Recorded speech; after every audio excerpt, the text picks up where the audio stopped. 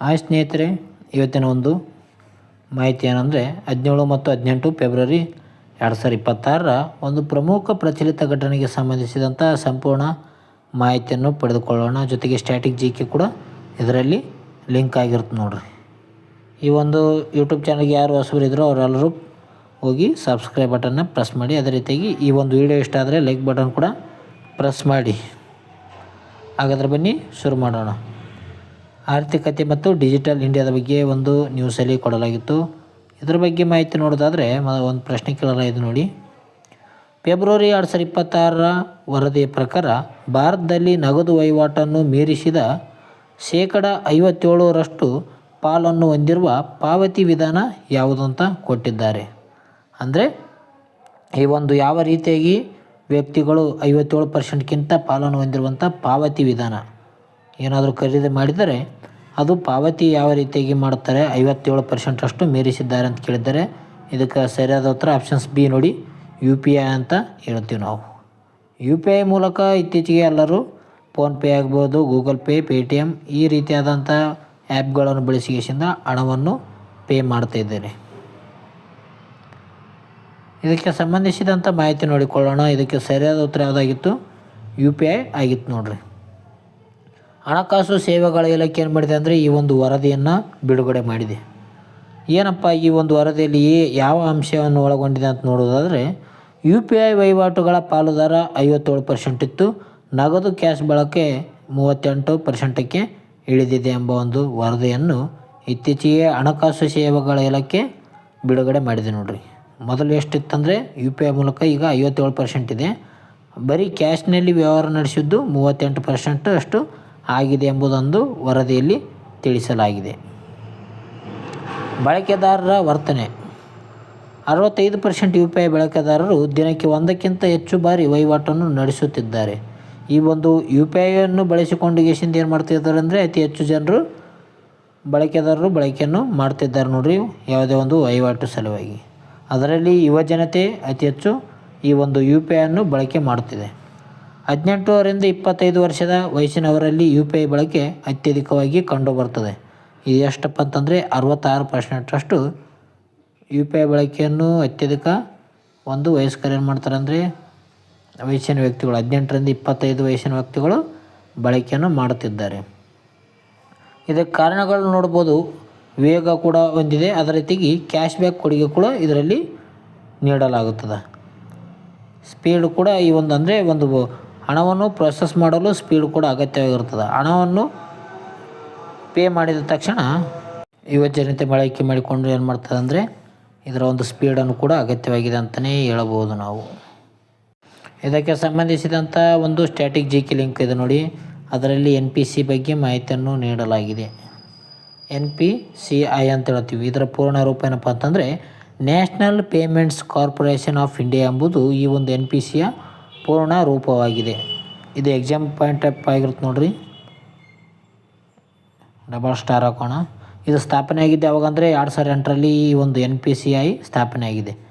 RBI ಮತ್ತು IBA ಅಡಿಯಲ್ಲಿ ಈ ಒಂದು national payments corporation of India ಏನಾಗಿದೆ ಅಂದರೆ ಸ್ಥಾಪನೆ ಆಗಿದೆ. ಇದರ ಮುಖ್ಯ ಒಂದು ಕೇಂದ್ರ ಕಚೇರಿಯಲ್ಲಿ ಕಂಡು ಬರ್ತಂದರೆ ಮುಂಬೈನಲ್ಲಿ ಇದರ ಒಂದು ಕೇಂದ್ರ ಕಚೇರಿ ಕಂಡು ಬರ್ತದೆ. ಇದರ ಯೋಜನೆ ಏನಪ್ಪ ಅಂತಂದರೆ ಸ್ಕೀಮ್ ಕಾಂಟೆಸ್ಟ್ ಏನಂದರೆ ಡಿಜಿಟಲ್ ಪಾವತಿಯನ್ನು ಉತ್ತೇಜಿಸಲು ಸರ್ಕಾರವು 8,276 ಕೋಟಿ ರೂಪಾಯಿಗಳ ಒಂದು ಪ್ರೋತ್ಸಾಹಕ ಯೋಜನೆಯನ್ನು ಇದು ನೀಡಿದೆ ಅಂತಲೇ ಹೇಳ್ಬೋದು. ಈ ಒಂದು ಸ್ಕೀಮ್ ಕಾಂಟೆಸ್ಟ್ ಎಷ್ಟಿದೆ? 8,276 ಕೋಟಿ ರೂಪಾಯಿಯಷ್ಟು ಏನು ಮಾಡಿದ್ದಾರೆ ಅಂದರೆ ಇದಕ್ಕೆ ಪ್ರೋತ್ಸಾಹ ಯೋಜನೆಯನ್ನು ನೀಡಿದೆ. National payment corporation of India ಇದು ಏನಪ್ಪ ಅಂತಂದರೆ ಇದು UPI ಬಳಕೆಯನ್ನು ಮಾಡ್ತದೆ. ಅದೇ ರೀತಿಯಾಗಿ ಇದರ ವ್ಯಾಪ್ತಿ ರೂಪೇ ಕಾರ್ಡುಗಳು ಕೂಡ ಇದೆ ನೋಡಿ. ಅದೇ ರೀತಿಯಾಗಿ ಭೀಮ್ UPI ವಹಿವಾಟುಗಳನ್ನು ಇದು ಒಳಗೊಂಡಿರ್ತದೆ. ರೂಪೇ ಕಾರ್ಡ್ ಏನಪ್ಪ ಅಂತಂದರೆ ಭೀಮ್ UPI ವಹಿವಾಟುಗಳ ಒಂದು ಒಳಗೊಂಡಿರುತ್ತದೆ ಅಂತಲೇ ಹೇಳ್ಬೋದು ರೂಪೇ ಕಾರ್ಡ್. ಇದೇನಪ್ಪ ಅಂತಂದರೆ ನ್ಯೂಸಲ್ಲಿ ಕೊಡಲಾಗಿತ್ತು ನೋಡಿರಿ. ಈ ಒಂದು ವಿಷಯ ಇಷ್ಟ ಆಗಿತ್ತು ಅಂದರೆ ಬೇಗನೆ ಲೈಕ್ ಬಟನ್ನ ಪ್ರೆಸ್ ಮಾಡಿ. ಅದೇ ರೀತಿಯಾಗಿ ಕಮೆಂಟ್ನಲ್ಲಿ ಸೂಪರ್ ಅಂತ ಕಮೆಂಟ್ ಹಾಕಿ. ಓಕೆ, ಮುಂದಿನ ಒಂದು ನ್ಯೂಸ್ ನೋಡೋಣ. ಮುಂದಿನ ಒಂದು ನ್ಯೂಸ್ ಅಂತಾರಾಷ್ಟ್ರೀಯ ವರದಿಯಾಗಿತ್ತು. ಫೈನಾನ್ಷಿಯಲ್ ಟೈಮ್ಸ್ ಗ್ಲೋಬಲ್ MBA ಶ್ರೇಯಾಂಕ 2026ರಲ್ಲಿ ವಿಶ್ವದ ಟಾಪ್ 15ರಲ್ಲಿ ಸ್ಥಾನ ಪಡೆದ ಭಾರತದ ಏಕೈಕ ಶಿಕ್ಷಣ ಸಂಸ್ಥೆ ಯಾವುದಂತ ಕೇಳಿದ್ದಾರೆ. ಶಿಕ್ಷಣ ಸಂಸ್ಥೆ ಆಗಿದೆ ನೋಡಿ. ಇದಕ್ಕೆ ಸರಿಯಾದ ಉತ್ತರ ಯಾವುದಪ್ಪ ಅಂತಂದರೆ ಇಂಡಿಯನ್ ಸ್ಕೂಲ್ ಆಫ್ ಬಿಸ್ನೆಸ್ ಅಂತೇಳಿ ಹೇಳ್ಬೋದು. ISB ಅಂತ ಹೇಳ್ತೀವಿ, ಇಂಡಿಯನ್ ಸ್ಕೂಲ್ ಆಫ್ ಬಿಸ್ನೆಸ್. ಇದೇನು ಮಾಡಿದೆ ಅಂದರೆ 2026ರ ಒಂದು ಫೈನಾನ್ಷಿಯಲ್ ಟೈಮ್ಸ್ ಗ್ಲೋಬಲ್ MBA ಒಂದು ಶ್ರೇಯಾಂಕದಲ್ಲಿ ಟಾಪ್ 15ರಲ್ಲಿ ಸ್ಥಾನವನ್ನು ಪಡೆದುಕೊಂಡಿದೆ. ಇದು ಭಾರತದ ಒಂದು ಸಂಸ್ಥೆ ಆಗಿದೆ ನೋಡಿ. ಮುಂದೆ ನೋಡ್ಕೊಳ್ಳೋಣ. ಇದಕ್ಕೆ ಸಂಬಂಧಿಸಿದಂಥ ಮಾಹಿತಿ ನೋಡಿಕೊಳ್ಳೋದಾದರೆ ಆಪ್ಷನ್ ಸಿ ಸರಿಯಾಗಿತ್ತು, ಇಂಡಿಯನ್ ಸ್ಕೂಲ್ ಆಫ್ ಬಿಸ್ನೆಸ್. ಇದು ಜಾಗತಿಕ ಸಾಧನೆ ಮಾಡಿದೆ ಅಂತಲೇ ಹೇಳ್ಬೋದು. ISB ಜಾಗತಿಕವಾಗಿ 12ನೇ ಸ್ಥಾನ ಪಡೆದುಕೊಂಡಿದೆ. ಕಳೆದ ವರ್ಷ 27ನೇ ಸ್ಥಾನದಲ್ಲಿ ಇದು ಪಡೆದುಕೊಂಡಿತ್ತು. ಕಳೆದ ವರ್ಷ ಏನಪ್ಪ ಅಂತಂದರೆ 27ನೇ ಸ್ಥಾನ ಇತ್ತು. ಈ ವರ್ಷ 12ನೇ ಸ್ಥಾನವನ್ನು ಪಡೆದುಕೊಂಡಿದೆ. ಇದು 15 ಸ್ಥಾನಗಳ ಒಂದು ಜಿಗಿತ ಅಂತಲೇ ಹೇಳ್ತೇವೆ ನಾವು. 15 ಸ್ಥಾನಗಳ ಜಿಗಿತ ಆಗಿದೆ. ಇದರ ಮಾನದಂಡ ಯಾವ ರೀತಿಯಾಗಿದೆ ಅಂದರೆ ಹಳೆಯ ವಿದ್ಯಾರ್ಥಿಗಳ ವೇತನ, ವೃತ್ತಿ ಪ್ರಗತಿ ಮತ್ತು ಅಂತಾರಾಷ್ಟ್ರೀಯ ವೈವಿಧ್ಯತೆಯನ್ನು ಇದು ಮಾನದಂಡವಾಗಿ ಪರಿಷ್ಕರಣೆ ಮಾಡುತ್ತೆ ನೋಡ್ರಿ. ವಿಶ್ವದ ನಂಬರ್ 1 ಯಾವುದಪ್ಪ ಅಂತಂದರೆ MIB ಸ್ಲೋನ್. ಇದು ಎಲ್ಲಿದೆ ಅಂದರೆ ಅಮೆರಿಕ ದೇಶದ ಒಂದು ಸಂಸ್ಥೆಯಾಗಿದೆ. ಇದೇನಪ್ಪ ಅಂತಂದರೆ 2026ರ ಒಂದು ಫೈನಾನ್ಷಿಯಲ್ ಆಗಿದೆ ನೋಡಿ. MIT ಸ್ಲೋನ್ ಅಮೆರಿಕ ದೇಶದಲ್ಲಿ ಕಂಡುಬರ್ತದಂತ ಹೇಳ್ತೀವಿ. ಪ್ರಮುಖ ಶಿಕ್ಷಣ ಸಂಸ್ಥೆಗಳ ಬಗ್ಗೆ ಸಂಬಂಧಿಸಿದಂಥ ಒಂದು ಸ್ಟ್ಯಾಟಿಕ್ GKಯನ್ನು ಅಳವಡಿಸಿಕೊಂಡಿದೆ ನೋಡಿ. ISB ಇದರ ಒಂದು ವಿಸ್ತೃತ ರೂಪ ಇಂಡಿಯನ್ ಸ್ಕೂಲ್ ಆಫ್ ಬಿಸ್ನೆಸ್ ಅಂತ ಕರೆಯುತ್ತೇವೆ. ವಿಸ್ತೃತ ರೂಪ ಬಗ್ಗೆ ಕೂಡ ಹಲವಾರು ಎಕ್ಸಾಮ್ನಲ್ಲಿ ಕೇಳಿದ್ದಾರೆ. Indian school of business. ಇದರ ಒಂದು ಕ್ಯಾಂಪಸ್ಗಳು ಎಲ್ಲಿ ಕಂಡುಬರ್ತವೆ ಅಂದರೆ ಹೈದರಾಬಾದ್ನಲ್ಲಿ ಕಂಡುಬರ್ತದೆ. ಹೈದರಾಬಾದ್ನ ಒಂದು ಮೊಹಾಲಿಯಲ್ಲಿ ಕಂಡುಬರ್ತದೆ. ಅದೇ ರೀತಿಗೆ ಪಂಜಾಬ್ನಲ್ಲಿ ಕಂಡುಬರ್ತದೆ ನೋಡಿರಿ. ಹೈದರಾಬಾದ್ ತೆಲಂಗಾಣ, ಅದೇ ರೀತಿಗೆ ಮೊಹಾಲಿ ಪಂಜಾಬ್. ಇದು ಖಾಸಗಿ B ಸ್ಕೂಲು ಕೂಡ ಆಗಿದೆ ನೋಡಿ. ಅದೇ ರೀತಿಯಾಗಿ IIM ಬೆಂಗಳೂರು. ಇದರ ಒಂದು ನಿರ್ದೇಶಕರು ಯಾರಪ್ಪ ಅಂತಂದರೆ ಪ್ರೊಫೆಸರ್ U ದಿನೇಶ್ ಕುಮಾರ್ ಅವರು IIM ಬೆಂಗಳೂರಿನ ಒಂದು ನಿರ್ದೇಶಕರಾಗಿ ಕಾರ್ಯನಿರ್ವಹಿಸುತ್ತಿದ್ದಾರೆ. ಇದರ ಒಂದು ವಿಶೇಷತೆ ಮಾಸ್ಟರ್ಸ್ ಇನ್ ಮ್ಯಾನೇಜ್ಮೆಂಟ್ 2025 ಶ್ರೇಯಾಂಕದಲ್ಲಿ ಭಾರತದ ಪ್ರಥಮ ಸ್ಥಾನವನ್ನು ಪಡೆದುಕೊಂಡಿತ್ತು ನೋಡ್ರಿ. 1ನೇ ಸ್ಥಾನವನ್ನು ಪಡೆದುಕೊಂಡಿತ್ತು ಮಾಸ್ಟರ್ ಇನ್ ಮ್ಯಾನೇಜ್ಮೆಂಟ್ 2025ರ ಶ್ರೇಯಾಂಕದಲ್ಲಿ. ಅದೇ ರೀತಿಯಾಗಿ ಪರಿಸರ ಕಾಳಜಿ ಬಗ್ಗೆ ಕೂಡ ಕೊಟ್ಟಿದ್ದಾರೆ. ಕಾರ್ಬನ್ ಫುಟ್‌ಪ್ರಿಂಟ್ ಶ್ರೇಯಾಂಕದಲ್ಲಿ ಜಾಗತಿಕವಾಗಿ 13ನೇ ಸ್ಥಾನವನ್ನು ಈ ಒಂದು ಸಂಸ್ಥೆ ಪಡೆದುಕೊಂಡಿದೆ. IIM ಬೆಂಗಳೂರು ಶಿಕ್ಷಣ ಸಂಸ್ಥೆ ಬಗ್ಗೆ ಪ್ರಮುಖ ಮಾಹಿತಿ ಇತ್ತು ನೋಡ್ರಿ. ಮುಂದಿನ ಒಂದು ನ್ಯೂಸ್ಗೆ ಹೋಗೋಣ. ಶಬರಿಮಲೆ ದೇವಾಲಯ ಪ್ರವೇಶ ಮತ್ತು ಧಾರ್ಮಿಕ ಸ್ವಾತಂತ್ರ್ಯದ ವಿಷಯಗಳನ್ನು ಪರಿಶೀಲಿಸಲು ಸುಪ್ರೀಂ ಕೋರ್ಟ್ ರಚಿಸಿರುವ ಪೀಠದಲ್ಲಿ ಎಷ್ಟು ಜನ ನ್ಯಾಯಾಧೀಶರು ಇದ್ದಾರೆ? ಎಷ್ಟು ಒಂದು ನ್ಯಾಯಾಧೀಶರನ್ನು ಒಳಗೊಂಡಿದೆ ಅಂತ ಹೇಳ್ಬೋದು. ಈಗ ಅಂದರೆ ಶಬರಿಮಲೆ ಒಂದು ದೇವಾಲಯಕ್ಕೆ ಸಂಬಂಧಿಸಿದಂಥ ಧಾರ್ಮಿಕ ಸ್ವಾತಂತ್ರ್ಯ ವಿಷಯಗಳನ್ನು ಪರಿಶೀಲನೆ ಮಾಡಲು ಇತ್ತೀಚೆಗೆ ಏನು ಮಾಡಿದೆ ಅಂದರೆ ಸುಪ್ರೀಂ ಕೋರ್ಟ್ ಒಂದು ನ್ಯಾಯಪೀಠವನ್ನು ರಚಿಸಿದೆ. ಆ ಒಂದು ನ್ಯಾಯಪೀಠದಲ್ಲಿ ಎಷ್ಟು ಜನ ಇದ್ದಾರೆ ಅಂತ ಕೊಟ್ಟಿದ್ದಾರೆ. ಇದಕ್ಕೆ ಸರಿಯಾದ ಉತ್ತರ ಆಪ್ಷನ್ ಸಿ ನೋಡಿ. 9 ಜನ ನ್ಯಾಯಾಧೀಶರು ಏನು ಮಾಡಿದ್ದಾರೆ ಅಂದರೆ ಈ ಒಂದು ಶಬರಿಮಲೆ ಸಂಬಂಧಿಸಿದಂಥ ಧಾರ್ಮಿಕ ಸ್ವಾತಂತ್ರ್ಯ ವಿಷಯಗಳ ಪರಿಶೀಲನೆಗಾಗಿ 9 ಜನ ನ್ಯಾಯಾಧೀಶರನ್ನು ಪೀಠ ಅಲಂಕರಿಸಿದೆ. ಹಾಗಾದರೆ ಬನ್ನಿ ಸ್ನೇಹಿತರೆ, ಇದರ ಬಗ್ಗೆ ತಿಳ್ಕೊಳ್ಳೋಣ. ಶಬರಿಮಲೆ ಮರುಪರಿಶೀಲನಾ ಅರ್ಜಿ ವಾಪಸ್ ಮತ್ತೆ ಅರ್ಜಿ ಹಾಕಲಾಗಿದೆ ನೋಡಿ. ಅಂದರೆ ಹೆಣ್ಣುಮಕ್ಕಳು ಕೂಡ ಈ ಒಂದು ಶಬರಿಮಲೆಗೆ ಹೋಗಬೇಕು. ಬರೀ ಗಂಡು ಮಕ್ಕಳು ಮಾತ್ರ ಅಲ್ಲ, ಹೆಣ್ಣು ಮಕ್ಕಳಿಗೂ ಕೂಡ ಹಕ್ಕಿದೆ ಎಂಬ ಒಂದು ನ್ಯಾಯಾಧೀಶ ಪೀಠ ಆಗಿದೆ ಅಂತ ಹೇಳ್ಬೋದು. ದಿನಾಂಕ ಏಪ್ರಿಲ್ 7, 2026ರಿಂದ ಇದು ವಿಚಾರಣೆ ಆರಂಭ ಮಾಡಲಿದೆ. ಏಪ್ರಿಲ್ 7, 2026ರಲ್ಲಿ ಇದರ ಒಂದು ವಿಚಾರಣೆ ನಡೀತದೆ ನೋಡ್ರಿ. ಹಿನ್ನೆಲೆ ನೋಡೋದಾದ್ರೆ 2018ರ ಒಂದು ತೀರ್ಪಿನಲ್ಲಿ ಎಲ್ಲ ವಯಸ್ಸಿನ ಮಹಿಳೆಯರಿಗೆ ಶಬರಿಮಲೆ ದೇವಾಲಯಕ್ಕೆ ಪ್ರವೇಶ ನೀಡಲಾಗಿತ್ತು.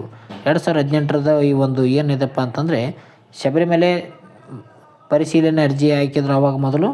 ಆ ಒಂದು ಸಂದರ್ಭದಲ್ಲಿ ಎಲ್ಲ ಒಂದು ಮಹಿಳೆಯರಿಗೆ ಈ ಒಂದು ಶಬರಿಮಲೆ ದೇವಾಲಯಕ್ಕೆ ಪ್ರವೇಶ ನೀಡಲಾಗಿತ್ತು ಅಂತ ಹೇಳಲಾಗಿದೆ.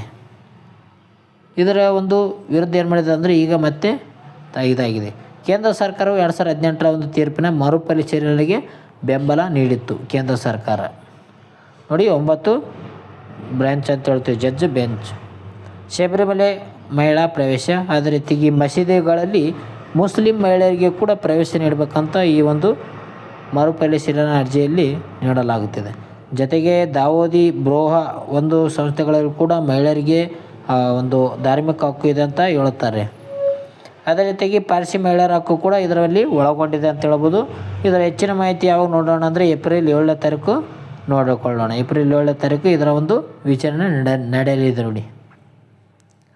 ಹಾಗಾದರೆ ಸ್ಟ್ಯಾಟಿಕ್ ಜಿಕೆನಲ್ಲಿ ಭಾರತ ಸಂವಿಧಾನದಲ್ಲಿ ಸಂಬಂಧಿಸಿದಂಥ ಧಾರ್ಮಿಕ ಹಕ್ಕುಗಳ ಬಗ್ಗೆ ಸ್ವಲ್ಪ ಮಾಹಿತಿಯನ್ನು ನೋಡಿಕೊಳ್ಳೋಣ. ಇಂಪಾರ್ಟೆಂಟ್ ಆದಂಥ ವಿಷಯಗಳು. ಸಂವಿಧಾನದ 25ನೇ ವಿಧಿ ಏನು ಹೇಳುತ್ತಪ್ಪ ಅಂತಂದ್ರೆ, ಧಾರ್ಮಿಕ ಸ್ವಾತಂತ್ರ್ಯ ಮುಕ್ತವಾಗಿ ಧರ್ಮವನ್ನು ಆಚರಿಸುವ ಮತ್ತು ಪ್ರಚಾರ ಮಾಡುವ ಹಕ್ಕನ್ನು ಹೊಂದಿದೆ ಅಂತ ಸಂವಿಧಾನದ 25ನೇ ವಿಧಿ ಹೇಳ್ತದೆ ನೋಡ್ರಿ, ಆರ್ಟಿಕಲ್ 25.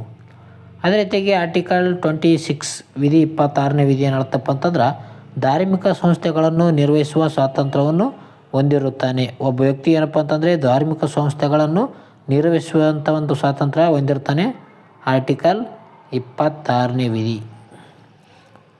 ಈ ಒಂದು ಕೋರ್ಟ್ನ ಪ್ರಶ್ನೆ ಏನಾಗಿತ್ತಪ್ಪ ಅಂತಂದರೆ, ಸಾಂವಿಧಾನಿಕ, ನೈತಿಕ ಮತ್ತು ಧಾರ್ಮಿಕ ನಂಬಿಕೆಗಳಿಗೆ ಹೇಗೆ ಅನ್ವಯಿಸುತ್ತದೆ ಎಂಬ ಒಂದು ಕೋರ್ಟ್ನ ಪ್ರಶ್ನೆ ಆಗಿದೆ ನೋಡಿ. ಕಾನ್ಸ್ಟಿಟ್ಯೂಷನಲ್ ಮೊರಾಲಿಟಿ ಅಂದರೆ ಎಲ್ಲ ಒಂದು ವ್ಯಕ್ತಿಗಳಿಗೆ ಸಮಾನತೆ ಹಕ್ಕು ನೀಡಬೇಕಂತ ಕೋರ್ಟು ಹೇಳುತ್ತದೆ. 25ನೇ ವಿಧಿ ಧಾರ್ಮಿಕ ಸ್ವಾತಂತ್ರ್ಯ ಹಕ್ಕು ಇದೆ. ಅದೇ ರೀತಿಯಾಗಿ 26ನೇ ವಿಧಿ ಧಾರ್ಮಿಕ ಸಂಸ್ಥೆಗಳನ್ನು ನಿರ್ವಹಿಸುವ ಸ್ವಾತಂತ್ರ್ಯ ಕೂಡ ಇದೆ ಎಂಬುದು ನಾವು ಸಂವಿಧಾನದಲ್ಲಿ ನೋಡಬಹುದು. ಈ ಒಂದು ಶಬರಿಮಲೆ ಸ್ಥಳ ಕಂಡುಬರೋದು ಎಲ್ಲಪ್ಪ ಅಂತಂದರೆ, ಕೇರಳದ ಪೆರಿಯಾರ್ ಹುಲಿ ಸಂರಕ್ಷಿತ ಪ್ರದೇಶದಲ್ಲಿ ಈ ಒಂದು ಶಬರಿಮಲೆ ಟೆಂಪಲ್ ಕಂಡುಬರ್ತದೆ ಅಂತ ಹೇಳ್ತೀವಿ. ಕೇರಳದ ಪೆರಿಯಾರ್ ಹುಲಿ ಸಂರಕ್ಷಿತ ಪ್ರದೇಶದಲ್ಲಿ. ಮುಂದಿನ ಒಂದು ವಿಷಯಕ್ಕೆ ಸಂಬಂಧಿಸಿದಂಥ ಮಾಹಿತಿ ನೋಡಿಕೊಳ್ಳೋಣ.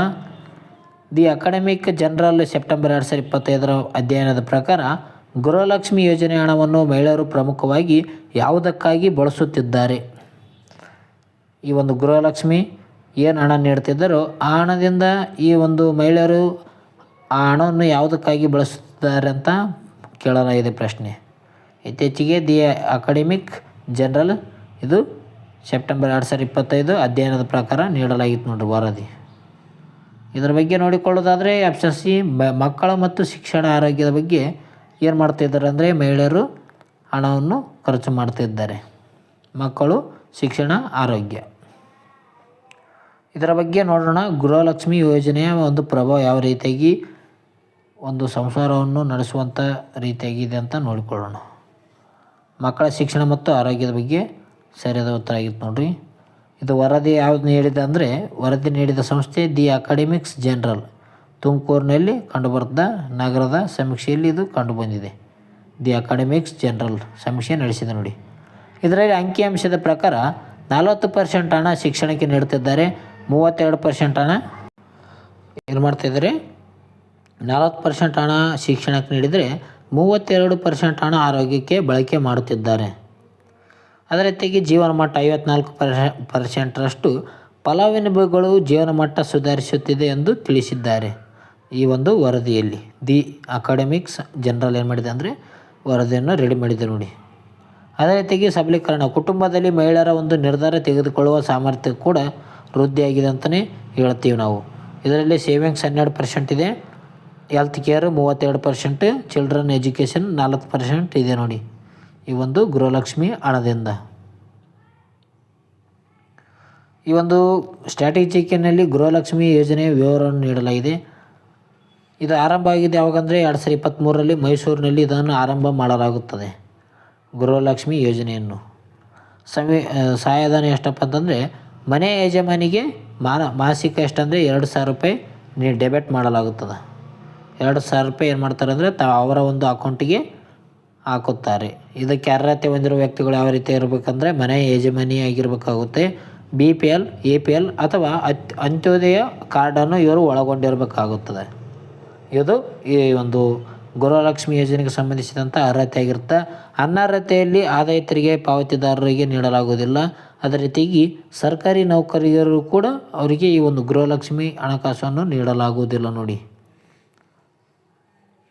ಕೊನೆಯದಾಗಿ ಒನ್ ಲೈನರ್ಸ್ ಇದೆ ನೋಡಿ, ಇಂಪಾರ್ಟೆಂಟ್ ಒನ್ ಲೈನರ್ಸ್ ಪ್ರಶಸ್ತಿ ಬಗ್ಗೆ ಕೊಟ್ಟಿದ್ದಾರೆ. ಮೊದಲನೇದಾಗಿ ಖ್ಯಾತ ಗಾಯಕಿ ಸರಸ್ವತಿ ಹೆಗಡೆ ಅವರಿಗೆ ಪ್ರತಿಷ್ಠಿತ ಶಿವಲಿಂಗ ಪ್ರಶಸ್ತಿ ಪ್ರದಾನ ಮಾಡಲಾಗಿದೆ.